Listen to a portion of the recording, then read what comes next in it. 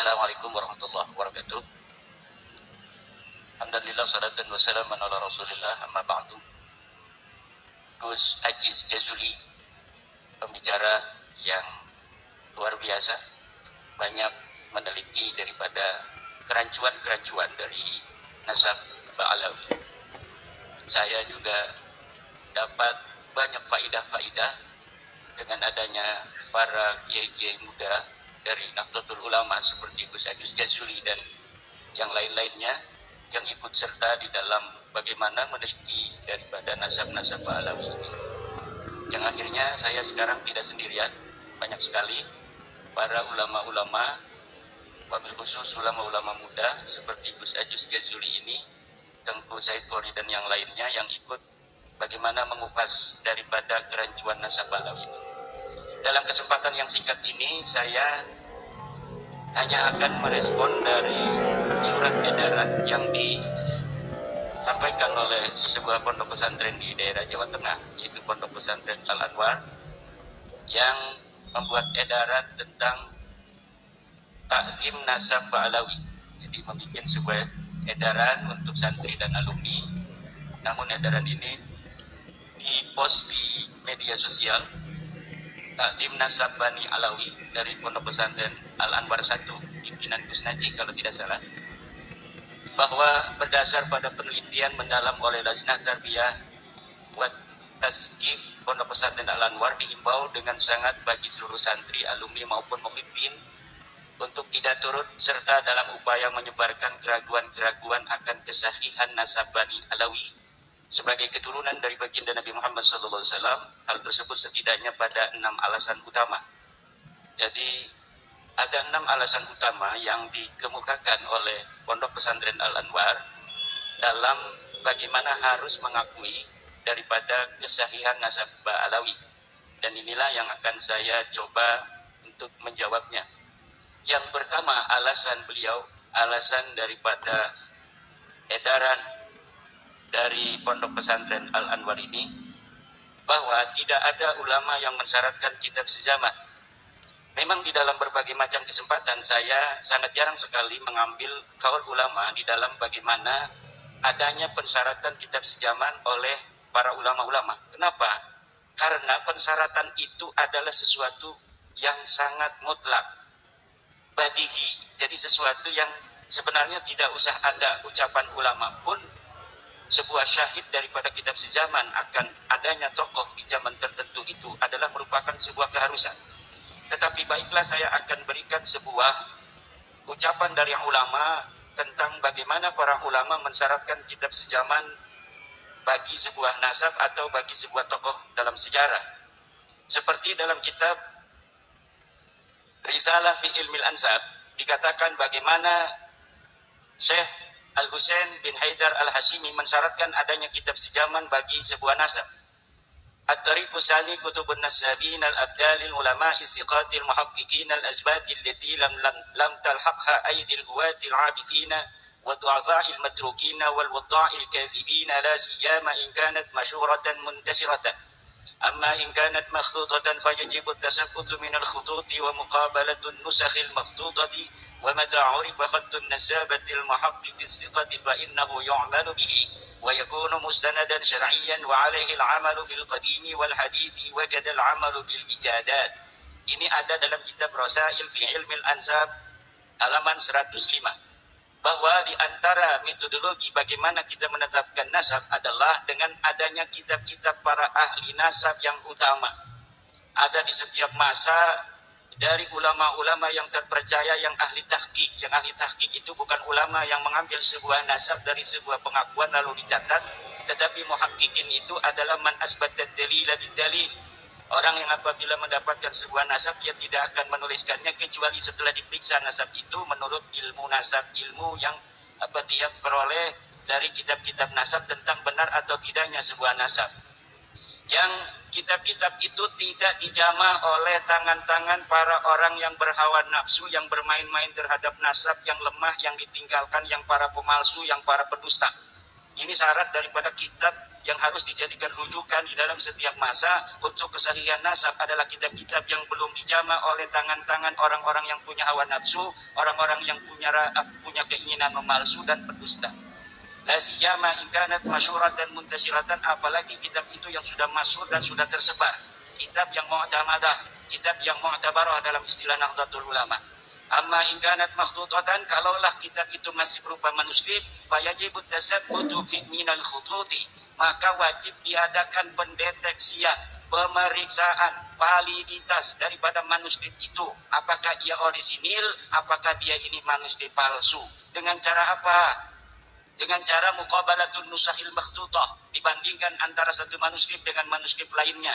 Manuskrip kitab As-Suluk misalnya ditulis oleh seorang penusah, kemudian ditulis lagi oleh seorang nasakh, ditulis lagi oleh seorang nasakh yang lain, kemudian dibandingkan mana yang kira-kira ini mu'tamadah, mana yang kira-kira sudah ada interpolasi, mana yang kira-kira sudah ada pemalsuan di sana.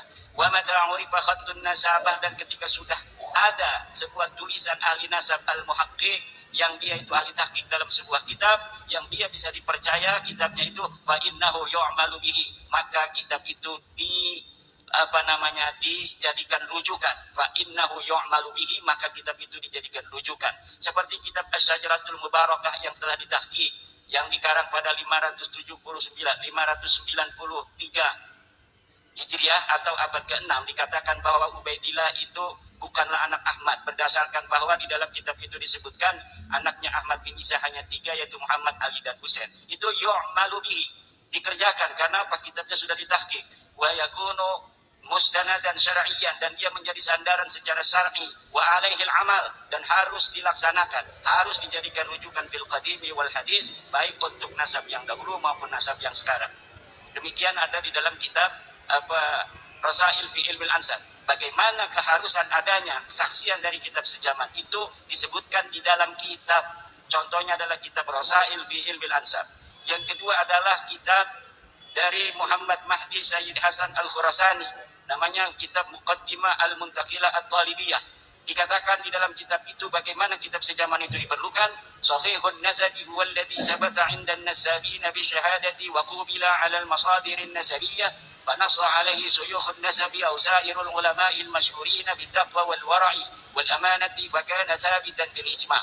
Kesahihan nasab adalah yang telah tetap bagi para ahli-ahli nasab dengan apa? Dengan syahadah, adanya kesaksian-kesaksian. Wa qubila, dan dapat dirujuk alal masadirin nasabiyah, terhadap kitab-kitab nasab. Jadi dirujuk pada kitab-kitab nasab. Apabila ada susunan nasab, kemudian dirujuk dalam kitab nasab, ditemukan dalam setiap masa dari nama-nama itu. Misalnya untuk orang yang ada di tahun 2000, maka dilihat di dukcapilnya. Untuk yang itu dia hidup di tahun 1900, dilihat dalam kitab-kitab yang ada di tahun 1900. Untuk orang-orang yang hidup di tahun 1000, maka dilihat pada kitab-kitab yang ada dicetak di tahun 1000 atau ditulis di tahun 1000. Demikian seterusnya. Dan setelah diadakan pemeriksaan dari kitab-kitab nasab keturunan Rasulullah dari nasab Ahmad bin Isa, maka tidak ditemukan bahwa Ubaidillah ini sebagai keturunan Rasulullah. Ubaidillah ini adalah hidup di zaman atau di tahun 383. Dia meninggal tahun 383, berarti abad keempat. Tidak ada di abad keempat itu kitab-kitab nasab yang menyebutkan dia sebagai turunan Rasul. Tidak ada di dalam kitab-kitab nasab disebutkan dia sebagai anak Ahmad bin Isa. Oleh sebab itu, maka kitab nasab, apa yang dikatakan oleh edaran Pondok Pesantren Al-Anwar itu, bahwa tidak ada pensyaratan dari ulama terhadap kitab sejaman, itu tidak benar. Karena ulama-ulama nasab jarang sekali membicarakan itu, karena memang itu adalah syarat utama yang sangat urgen, sehingga tidak perlu dikatakan. Tetapi untung masih ada ulama yang mengatakan itu. Misalnya orang-orang yang ngaji kitab Tuhfatul Muhtaj nggak bicara lagi hal-hal yang sepele-sepele seperti yang ada dalam kitab Matan Takrib. Tetapi untung di dalam kitab-kitab gede itu masih ada yang bicara tentang furudul wudu dan lain sebagainya, sehingga nanti orang-orang bodoh tidak mengatakan ketika tidak disebutkan berarti itu tidak ada dan lain sebagainya. Ketika tidak disyaratkan berarti tidak menjadi syarat. Itu tidak demikian. Kenapa tidak disebutkan menjadi syarat? Karena memang itu syarat utama yang tidak perlu lagi disebutkan.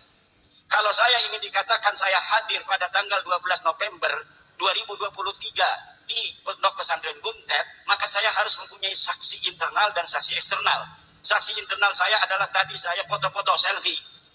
Saksi eksternalnya adalah YouTuber-YouTuber ini yang merekam keberadaan saya di Pondok Pesantren An-Nadwa Buntet. Kemudian setelah 100 tahun lagi, apabila ada orang mengatakan bahwa Imaduddin Usman berada di Buntet, maka ini bisa dirujuk benar ataukah tidak. Ketika dilihat di dalam tulisan-tulisan orang yang hari ini hadir, kemudian dia mencatat di dalam buku-bukunya bahwa saya menghadiri pada tahun 2023 tanggal 12 November di Pondok Pesantren Buntet. Saya hadir di sana dalam acara Kongres 1 Perjuangan Wali Songo dan dihadiri oleh Ki Haji Imaduddin Usman Al-Bantani, maka itu sudah menjadi data sezaman karena ditulis oleh orang yang hadir pada saat saya hadir di sini. Itu namanya data primer. Kalau misalnya nulisnya besok, itu sudah data sekunder. Tanggal 12 hadir, kita nulisnya tanggal 13. Nah itu kan hafalan, ingatan. Ingatan bisa jadi benar, bisa jadi enggak, walaupun baru sehari. Tapi kalau setiap hari dituliskan, itu namanya data sekunder. Kalau yang nulis itu dia namanya data sekunder yang internal. Kalau ditulis oleh orang namanya data sekunder atau data primer ya, data primer yang eksternal. Demikian. Kemudian juga di dalam surat edaran itu bahwa meyakini nasabah alawi adalah melanjutkan manhaj taslim dan percaya pada para ulama. Taklid itu ada dua, saya jawab demikian. Pertama, taklid itu maknanya adalah al-amal biqaulil ghair min ghairi hujjatin minal hujaji syar'iyyatil mulzimah. Ay min ghairi dalilin qa'imin ala hukmihi au hujjiyatihi. Bahwa taklid yang pertama adalah mengerjakan ucapan orang lain tanpa hujah dari hujah-hujah syar'iyah yang menetapkan, tanpa adanya dalil sama sekali. Yang kedua adalah mengamalkan ucapan orang lain, seorang mujtahid, tanpa mengerti dalilnya. Dia tahu ada dalil, tapi dalilnya nggak dimengerti oleh dia, tapi dia mengikuti. Nah, yang pertama itu taklid yang tidak boleh, taklid yang kedua ini boleh. Taklid yang pertama itu sudah tahu dia bahwa itu tidak ada dalilnya, lalu dia mengikuti. Itu tidak boleh taklid yang demikian. Kemudian kita tahu itu ada dalil, tapi kita tidak terlalu paham. Karena mungkin keilmuan kita tidak sampai ke sana, maka kemudian kita mengikutinya dengan tahu ada dalil, tapi kita tidak mengerti dalilnya. Taklid yang kedua inilah yang boleh. Sedangkan nasabah alawi ini, kalau kita taklidi Ibnu Hajar, sebenarnya Ibnu Hajar tidak menyebutkan apa dalilnya dia ketika menuliskan nasabah alawi ini. Bahkan beliau mengakui di dalam kitabnya bahwa beliau tidak bertemu dengan orang yang disebutkan itu. Yang diakui sebagai gurunya itu beliau tidak bertemu dengan ulama itu, Abu Bakar Al-Idrus. Lalu berdasar apa kita meyakini bahwa nasabnya itu sahih? Lalu kenapa Ibnu Hajar mencatat? Ibnu Hajar mencatat karena husnudzon. Karena murid-muridnya daripada Abu Bakar Al-Idrus ini orang soleh-soleh, apalagi gurunya. Kalau gurunya soleh, masa iya dia itu berbohong terhadap nasabnya? Lah itu tidak bisa kita jadikan sebuah rujukan karena Ibnu Hajar tidak menyebutkan hujiyahnya. Bagaimana dia menetapkan itu? Kalau seorang ulama mengatakan bahwa nasabnya sebuah kabilah ini adalah nyambung pada Rasulullah, dikarenakan 1, 2, 3, 4 disebutkan alasannya, baru kita ikuti. Sedangkan Ibnu Hajar tidak menyebutkan alasan-alasan itu. Ini bisa dilihat di dalam kitab At-Takrir wa Tahbir. Ini dalam kitab usul fiqih.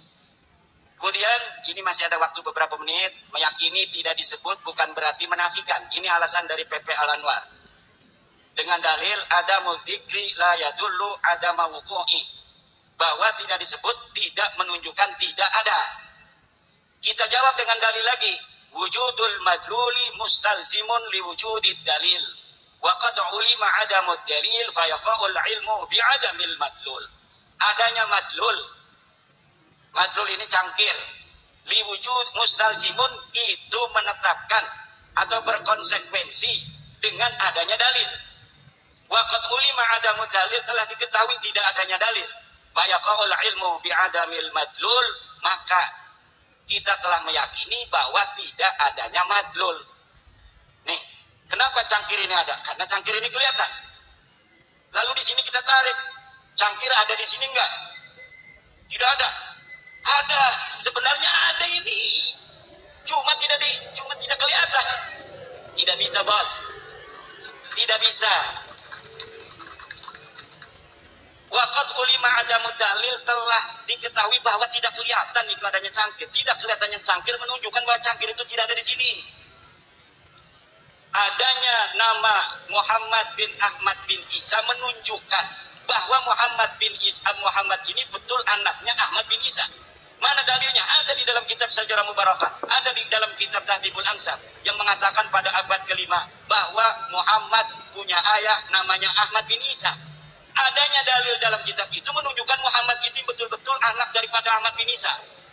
Lalu ketika Ubaidillah tidak disebutkan oleh kitab itu, Tahdhibul Ansab tidak menyebut, kitab Muntaqilah Thalibiyah tidak menyebut, kitab Al-Majdi tidak menyebut, abad ke-6 Syajarah Mubarakah tidak menyebut, abad ke-7 tidak menyebut, ke-8 tidak menyebut, 9 tidak menyebut bahwa Ubaidillah anak Ahmad bin Isa. Itu menunjukkan apa? Menunjukkan bahwa dia bukan anak Ahmad bin Isa. Kenapa tidak ditulis? Ya karena bukan anaknya. Karena tidak ada orangnya aja, tidak ada, gimana ditulis? Ada yang mengatakan kiai dari Banten. Coba sebutkan abad ke-5 sampai abad ke-9. Ulama siapa yang menolak Ubaidillah sebagai anak Ahmad bin Isa? Tidak ada kata saya yang menolak Ubaidillah sebagai anak Ahmad bin Isa. Kenapa tidak menolak? Karena memang tidak ada. Bagaimana orangnya tidak ada kok ditolak? Kalau ada misalnya ujuk-ujuk ada orang aku datang ke Cinangka, saya anaknya Kiai Yusuf Mubarak. Cek Yusuf manusaha. Enggak ada, enggak inget-inget punya anak dia. Kenapa ditolak sama Abah Yusuf? Karena dia ada dan mengaku.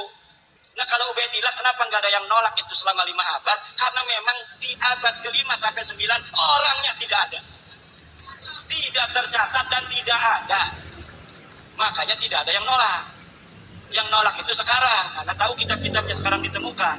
Kitab abad ke-5 ada, ke-6 ada, ke-7 ada, ke-8 ada, ke-9 ada. Semua keturunan Ahmad bin Isa dicatat. Yang gak dicatat cuma Ubaidillah. Menunjukkan apa? Karena Ubaidillah bukan anak Ahmad. Karena udah maghrib, pertanyaan-pertanyaannya ini mungkin nanti, ini juga belum selesai. Ini masih banyak sekali dari Ponpes Al Anwar. Ada 6 poin, mungkin dalam kesempatan lain akan saya jawab. Demikian karena sudah maghrib. Wallahu wal muwaffiq ila aqwamit thoriq. Wassalamualaikum warahmatullahi wabarakatuh.